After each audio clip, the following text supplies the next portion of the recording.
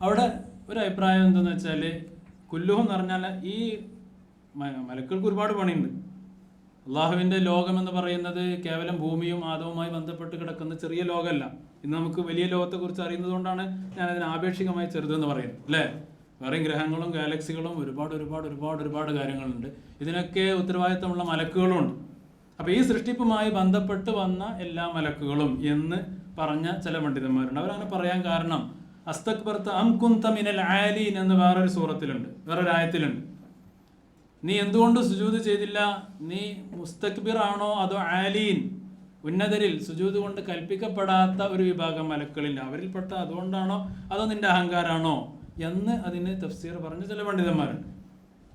ആലീൻ എന്ന് പറഞ്ഞാൽ അല്ലദീന ലം യുഅ്മറു ബിസ്സുജൂദി മിനൽ മലായികത്തി എന്ന് വ്യാഖ്യാനം പറയുന്നതിന്. അപ്പോൾ ആ അവരുടെ അഭിപ്രായ പ്രകാരം അവിടെ കൂടിയ, അത് കുറച്ചല്ല കൂടുതലുണ്ടാവാം നമുക്കറിയില്ല, പക്ഷേ ഇതുമായി ബന്ധമുള്ള എല്ലാ മലക്കുകളെയും കൊണ്ട് മഹാനായ ആദം നബി അലൈഹി സ്വലാത്തു വസ്സലാമിനെ സുജൂദ് ചെയ്യിച്ചു എന്നാണ് ഖുർആന്റെ നസ്സ് പ്രകാരം. ഫസജദൽ മലായികത്തു കുല്ലുഹും അജ്മഈൻ, എല്ലാ മലക്കുകളും സുജൂദ് ചെയ്തു എന്ന് തന്നെയാണ് നമ്മൾ മനസ്സിലാക്കേണ്ടത്. ഇനി ആദം നബി അലൈഹി സ്വലാത്തു വസ്സലാമും ഹവ്വാ ബീവിയും കൂടി, ഹവ്വാ ബീവിയെ സൃഷ്ടിച്ചത് നമ്മൾ പറഞ്ഞില്ല. ഹവ്വാ അലൈഹി സ്വലാത്തു വസ്സലാമിന് നമുക്കൊക്കെ എത്ര റിബ്സ് ഉണ്ട്, എത്ര വാരിയല്ലുകളുണ്ട്? എത്രയാണ് പൈസ? 12 പെയർ അല്ലേ? 24 വാരിയല്ലാണ് നമുക്കൊക്കെ ഉള്ളത്. 24 വാരിയല്ലാണ്. അപ്പോൾ ആദം നബിയിൽ നിന്നാണ് ഹവ്വാ ബീവിയെ, ആദം നബിയുടെ ഏറ്റവും മുകളിലത്തെ വാരിയല്ല് കൊണ്ടാണ് പടച്ചതെന്ന് ഹദീസിലുണ്ട്. അപ്പോൾ അതുകൊണ്ട് ആദം നബിയുടെ ആ വാരിയല്ല് ഊരിയെടുത്തു എന്നിട്ടാണ് പടച്ചത് എന്നൊക്കെയാണ് നമ്മൾ മനസ്സിലാക്കിയിട്ടുള്ളത്. പക്ഷേ പിൽക്കാലത്തുള്ള എല്ലാ മനുഷ്യന്മാരുടെയും വാരിയല്ലിൻ്റെ എണ്ണത്തിലൊന്നും യാതൊരു വ്യത്യാസമില്ല. 12 ജോഡി തന്നെയാണ്. അപ്പോൾ ഇത് ക്രിസ്ത്യൻസിൻ്റെ ഇടയിലൊക്കെ ഒരു ചർച്ചയാണ്. ആ വാദം തെറ്റാണ്, ആദം നബിയുടെ വാരിയല്ലിൽ നിന്ന് സൃഷ്ടിച്ച് നമ്മളൊക്കെ വെറുതെ വിടായിയാണ് എന്നൊക്കെ പറയുന്ന അവരുടെ എല്ലാം. അങ്ങനെയാണെങ്കിൽ പിൽക്കാലത്ത് വരുന്നവർക്കൊക്കെ എന്ത് വേണം? ആ എല്ലിൻ്റെ കുറവ് വേണ്ട. കാരണം ഫസ്റ്റ് മനുഷ്യൻ്റെ ഇതാണല്ലോ ബാക്കിയുള്ളവരൊക്കെ. അപ്പോൾ അതിന് ഇഷ്ടംപോലെ മറുപടി ഉണ്ട്. ഒരാൾക്കിപ്പോൾ കൈയില്ലാതെ ജനിച്ചു, അയാളെ മക്കളൊക്കെ കൈയില്ലാത്തവരോ അല്ലല്ലോ. കാഴ്ചയില്ലാതെ ജനിക്കും, മക്കൾ കാഴ്ചയുള്ളവരായി. അംഗവൈകല്യമുള്ള ആളുകൾക്ക് നല്ല മക്കൾ ലഭിക്കുന്നു, അല്ലേ? അപ്പോൾ ഈ ഹെറിഡിറ്റി എന്ന് പറയുന്നതിൽ അങ്ങനത്തെ കാര്യങ്ങളൊന്നുമില്ല. അനന്തരമായി സൃഷ്ടി ഘടകങ്ങൾ അല്ലെങ്കിൽ രൂപങ്ങൾ ലായിത്വാറസ്, അത് അടുത്ത ജനറേഷനിൽ ഉണ്ടാവില്ല. അത് നമ്മളൊരു മുജറബായ ഒരു കാര്യമാണ്. അപ്പോൾ ആദം നബിയെ പടച്ചു, ഹവ്വാ ബീവി ആദം നബിയുടെ എപ്പോഴാണ് പടച്ചത് എന്നുള്ളതിൽ അഭിപ്രായ വ്യത്യാസമുണ്ട്. കാരണം ആദം നബി അലൈഹി സ്വലാത്തു വസ്സലാമിനോട് യാ ആദം ഉസ്കുൻ അൻത വസൗജുകൽ ജന്ന, യാ ആദം ഉസ്കുൻ അൻത വസൗജുകൽ ജന്നത വകുലാ മിൻഹാ റഗദൻ ഹൈഥു ശിഅ്തുമാ വലാ തഖറബാ ഹാദിഹി അശ്ശജറത ഫതകൂനാ മിനൽ ളാലിമീൻ. ആദം നബി അലൈഹി സ്വലാത്തു വസ്സലാമിനോടും ഹവ്വാ ബീവിയോടും പറയണേ, ഉസ്കുൻ അൻത വസൗജുകൽ ജന്ന, ആദമേ നീയും നിന്റെ ഭാര്യയും സ്വർഗത്തിൽ ജീവിച്ചോളൂ. അപ്പോൾ സ്വർഗത്തിൽ കടക്കുന്നതിന് മുന്നേ ആര് സൃഷ്ടിക്കപ്പെട്ടിട്ടുണ്ട്? ഹവ്വാ ബീവി സൃഷ്ടിക്കപ്പെട്ടിട്ടുണ്ട്, അല്ലേ? ചില ബിബ്ലിക്കൽ വേർഷനിൽ അല്ലെങ്കിൽ ബൈബിളും അതുമായി ബന്ധപ്പെട്ട ചില രേഖകളിലൊക്കെ കാണുന്നത് എന്താണ്? സ്വർഗത്തിൽ ആദം ഒറ്റക്കായിരുന്നു. അങ്ങനെ തനിച്ചിരുന്ന ആദമിന് ഉറക്കം വന്നു. അങ്ങനെ ഉറങ്ങിയ സമയത്ത് ദൈവം എന്ത് ചെയ്തു? വാരിയല്ല് ഊരിയെടുത്ത് ഹവ്വയെ സൃഷ്ടിച്ചു. അങ്ങനെ ഉണർന്നു നോക്കുമ്പോൾ അരികിൽ ഒരു സ്ത്രീ നിൽക്കുന്നുണ്ട്. അപ്പോൾ അത് ആര് കണ്ടു? മലക്കുകൾ കണ്ടു. മലക്കുകളൊന്ന് ചോദിച്ചു, ഇതാരാണ്? അവളുടെ പേരെന്താ? കാരണം അവർക്ക് പേരൊന്നും അറിയില്ലല്ലോ. അപ്പോൾ ഇതിൻ്റെ പേരെന്താന്ന് വേഗം മലക്കുകളൊന്ന് ചോദിച്ചപ്പോൾ ഹവ്വ എന്നാണ് പേര്. അപ്പോൾ യാ ആദം ഉസ്കുൻ അൻത വസൗജുകൽ ജന്ന. അപ്പോൾ നമ്മൾ ഖുർആന്റെ നസ്സ് പ്രകാരം നമ്മൾ മനസ്സിലാക്കേണ്ടത് ആദം നബിയെ പടച്ചത്, ഹവ്വാ ബീവിയെ പടച്ചത് സ്വർഗത്തിലല്ല, മറിച്ച് സ്വർഗത്തിൽ കടക്കുന്നതിന് മുന്നേ ആദം നബിയുടെ കൂടെ ഹവ്വാ ബീവി ഉണ്ട് എന്ന് നമ്മൾ മനസ്സിലാക്കണം. ഇനി ലാ തഖറബ ഹാദിഹി ഷജറ, ഈ മരത്തിൻ്റെ സമീപത്ത് പോലും വരരുത് എന്നാണ് പറഞ്ഞത്. ഈ മരത്തിൻ്റെ പഴം ഭക്ഷിക്കരുത് എന്നല്ല, അതിൻ്റെ പരിസരത്ത് പോലും വരരുത് എന്നാണ് പറഞ്ഞത്. അപ്പോൾ വിശാലമായ ഒരു സ്വർഗത്തിൽ എന്താണ്? വന്നലക്ക അല്ലാ തജുഅ ഫീഹാ വലാ വല്ലാ തദ്മാ ഫീഹാ വലാ തദ്ഹ എന്നൊക്കെ പറയുന്നത്. ഇന്നലക്ക അല്ലാ തജുഅ ഫീഹാ വലാ തഅറ വഅന്നക ലാ തദ്മാ ഫീഹാ വലാ തദ്ഹ. ദാഹമോ ക്ഷീണമോ അല്ലെങ്കിൽ പിന്നെ വിശപ്പോ ഒന്നുമില്ലാത്ത ഒരു ലോകം തുറന്നു കൊടുത്തിരിക്കുകയാണ്. എന്തും കഴിക്കാം, പക്ഷെ ഒരു കണ്ടീഷൻ, ഈ മരത്തിൻ്റെ പരിസരത്ത് പോലും വരില്ല. തഖറബ ഹാദിഹി ഷജറ എന്നാണ്. പക്ഷെ പിശാച് ഫവസ്വസ ഇലൈഹി ശൈത്താൻ, അല്ലേ? പിശാച് തോന്നിപ്പിച്ചു. ആദം നബി അലൈഹി സ്വലാത്തു വസ്സലാം സ്വർഗത്തിൽ എത്ര കാലം ജീവിച്ചിട്ടുണ്ട്? 100 വർഷം സ്വർഗത്തിൽ ജീവിച്ചിട്ടുണ്ട് എന്നാണ് ഒരു അഭിപ്രായം. 100 വർഷം സ്വർഗത്തിൽ ജീവിച്ചു എന്നാണ്. അപ്പോൾ ആദം നബി അലൈഹി ഇസ്ലാമിനോട് അള്ളാഹു തുടക്കത്തിലേ പറഞ്ഞ ആ സംഭവം മറക്കാൻ ഒരുപാട് സമയമുണ്ട്. പെട്ടെന്നൊന്നും മറന്നിക്കല്ല.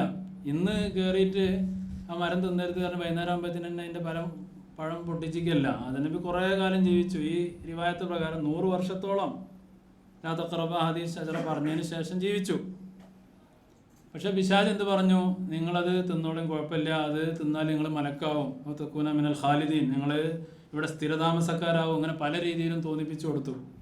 അപ്പോൾ ഖാസമഹുമ ഇന്നി ലകുമാ മിനൻ നാസിഹിൻ, അള്ളാഹുവിനെ പിടിച്ച് സത്യം ചെയ്തു പറഞ്ഞു എന്നാ ആര്? പിശാച്. ഞാൻ ഇന്നി ലകുമാ മിനൻ നാസിഹിൻ, ഞാൻ നിങ്ങളെ ഗുണത്തിന് വേണ്ടിയാ പറഞ്ഞത് ആദമേ എന്ന്. ഖാസമഹുമ, അപ്പോൾ അള്ളാഹു ചോദിച്ചു, ആദം ഗംഭീരമായി നടന്നിട്ടുണ്ട്. ഏതാണ് ആദം നബിയോട് അടുക്കരുതെന്ന് പറഞ്ഞ മരം? കുറെ ആൾക്കാർ പറഞ്ഞു അത് മുന്തിരി വള്ളിയാണ്, മുന്തിരി കായ്ക്കുന്ന മരം. അത് മരമല്ല, വള്ളി ആയതുകൊണ്ടാണ് ഞാൻ വള്ളി എന്ന് പറഞ്ഞത്. അതേപോലെ ചില ആൾക്കാർ പറഞ്ഞു അത് ഗോതമ്പാണ്. പക്ഷെ വേറൊരു കാര്യമുണ്ട്. ഞാൻ ആദം നബി അലൈഹി സ്വലാത്തു വസ്സലാം 60 ദിറാഅ് നീളമുള്ള മനുഷ്യനാണ്. ആദം നബിക്ക് ജിബ്രീൽ അലൈഹി സ്വലാത്തു വസ്സലാം ഗോതമ്പിന്റെ മണികൾ നൽകി എന്നൊരു സ്ഥലത്ത് പറയുന്നുണ്ട്. ഒരു ഗോതമ്പ് 1,00,000 ഗോതമ്പിന്റെ വലിപ്പം ഉണ്ടായിരുന്നു എന്നാണ്. നമ്മൾ ഈജിപ്ഷ്യൻ ബൈഗൺസ് ഇത് കണ്ടില്ലേ? ഈജിപ്ഷ്യൻസ് മേടിച്ചുകൊണ്ടാവുന്ന വലിയ ഈ എന്താ പറയാ, ഈ വഴുതനങ്ങ ഇല്ല, നമ്മുടെ നാട്ടിലെ ഈ ഉണങ്ങിയ വഴുതനങ്ങ തമ്മിൽ എത്ര വ്യത്യാസമുണ്ട്. അപ്പോൾ സൃഷ്ടികളുടെ വലിപ്പത്തിലുള്ള വ്യത്യാസം അത് ഹദീസിൽ തന്നെ ഉണ്ട്. ആദം നബി 60 ദിറാഅായിരുന്നു. അത് ഇനി ഹൽക്ക് മുന്നോട്ട് പോകും തോറും ആ വലിപ്പം കുറയും. പിന്നീട് നിങ്ങളൊക്കെ സ്വർഗത്തിൽ കടക്കുമ്പോൾ നിങ്ങൾക്ക് ആ വലിപ്പം തിരിച്ചു കിട്ടും എന്ന് സഹിഹായ ഹദീസിലുണ്ട്. അപ്പോൾ എന്താണ് ഏത് മരായിരുന്നു എന്നുള്ളതാണ് പോയതില്ലേ? ലാ തഖറബ ഹാദിഹി ഷജറ. അപ്പോൾ അത് മുന്തിരിയാണ്. പിന്നെ എന്താ പറയുക, ഈത്തപ്പഴമല്ല, ഗോതമ്പാണ്.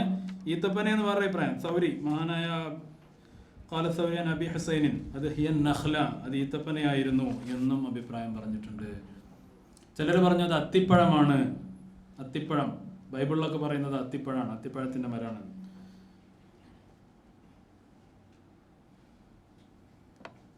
ഏതായാലും ഈ മരം ഏതാന്ന് അറിഞ്ഞിട്ട് പ്രത്യേകിച്ച് കാര്യമൊന്നുമില്ല. കാരണം എന്തെങ്കിലും ഒരു മസ്ലഹത്ത് ഉണ്ടെങ്കിൽ റബ്ബ് അത് പറയാതിരിക്കൂല. അപ്പം അതിൽ നമ്മൾ വെറുതെ ഊഹങ്ങൾക്കനുസരിച്ചുള്ളതാണ്. അതാണ് പണ്ഡിതന്മാർ അൽ ഇൽമു ബിഹാ ലാ യുഫീദു വൽ ജഹ്ലു ബിഹാ ലാ യദുർ. അത് അറിഞ്ഞിട്ടൊന്നും കിട്ടാനില്ല, അറിഞ്ഞില്ല വെച്ചിട്ടൊന്നും നഷ്ടപ്പെടാനില്ല. എന്നാലും ചരിത്രം എന്ന ഹെഡിങ്ങിൽ നടക്കുന്ന ക്ലാസ് ആയതുകൊണ്ട് ഇതുമായി ബന്ധപ്പെട്ടൊക്കെ പറഞ്ഞെന്ന് മാത്രം.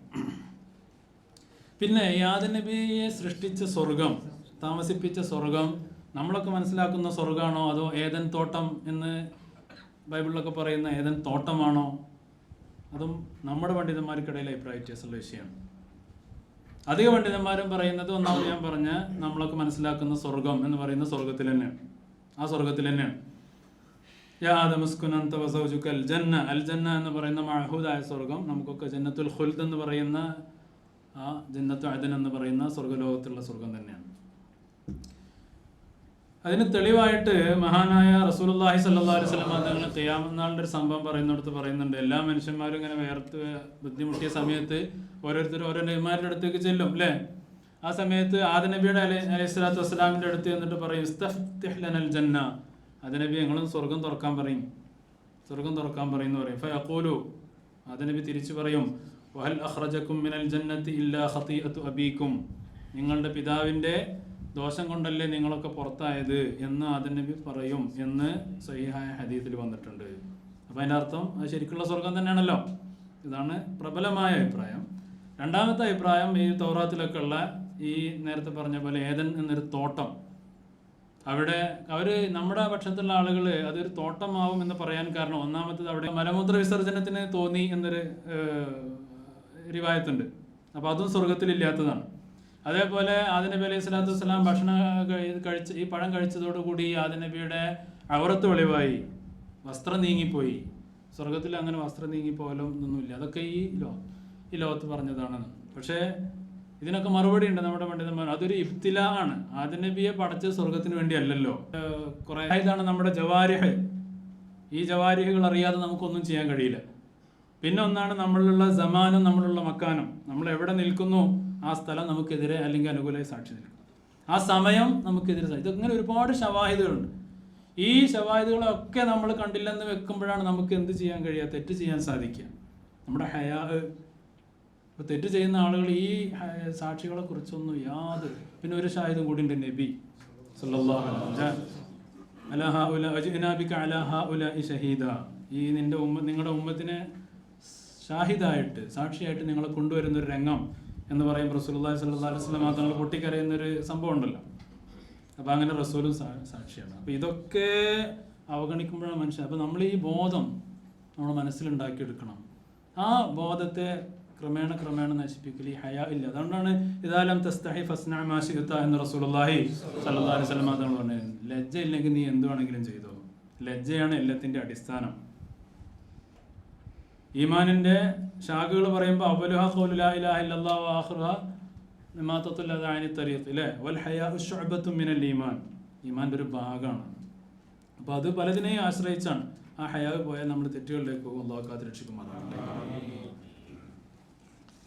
അപ്പോൾ ആദം നബി അലൈഹി സ്വലാത്തു വസ്സലാമിന് ഇത് നഷ്ടപ്പെട്ടപ്പോൾ, വസ്ത്രം നഷ്ടപ്പെട്ടപ്പോൾ അവർ പിന്നെ എന്താണ് സ്വർഗത്തിലെ ഇലകൾ കൊണ്ട് ഇത് മറച്ചു എന്നാണ്, അവരുടെ ഗുഹ്യഭാഗങ്ങൾ മറച്ചു.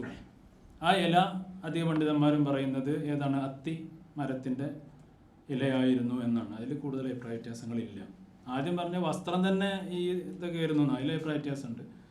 മറച്ചത് അപ്പോൾ തൽക്കാലം ഈ വസ്ത്രം പോയപ്പോൾ മറക്കാൻ ഉപയോഗിച്ചത് അത്തി മരത്തിൻ്റെ ഇല കൊണ്ടായിരുന്നു എന്ന് കിതാബുകളിലൊക്കെ കാണാൻ സാധിക്കും. ഇനി ബൈബിളിലൊക്കെ ഉള്ള മറ്റൊരു ഇതാണ് പാമ്പ്. പാമ്പ് പറഞ്ഞാൽ ആദം നബിയെ ഹവ്വാബിയെ പഴപ്പിക്കാൻ വേണ്ടിയിട്ട് പാമ്പിൻ്റെ രൂപത്തിൽ പിശാച് സ്വർഗത്തിൽ കടന്നു എന്നൊക്കെ ബൈബിളിൽ കാണാൻ പറ്റും.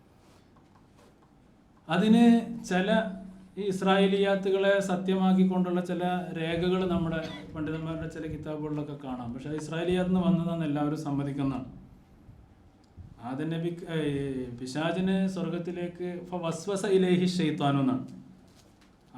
അപ്പോൾ അന്നത്തെ പാമ്പുകൾ എന്ന് പറയുന്നത് കാലുകളുള്ള പാമ്പുകളായിരുന്നു. ഇതിന് ശിക്ഷയായി, ഈ കള്ളക്കടത്തിന് ശിക്ഷയായി അള്ളാഹുയുടെ കാലിനെ നശിപ്പിക്കുകയും ഇല്ലായ്മ ചെയ്യുകയും അവ നിലത്ത് എഴയുന്ന അവസ്ഥ അവർക്ക് കൊടുക്കുകയും ചെയ്തു.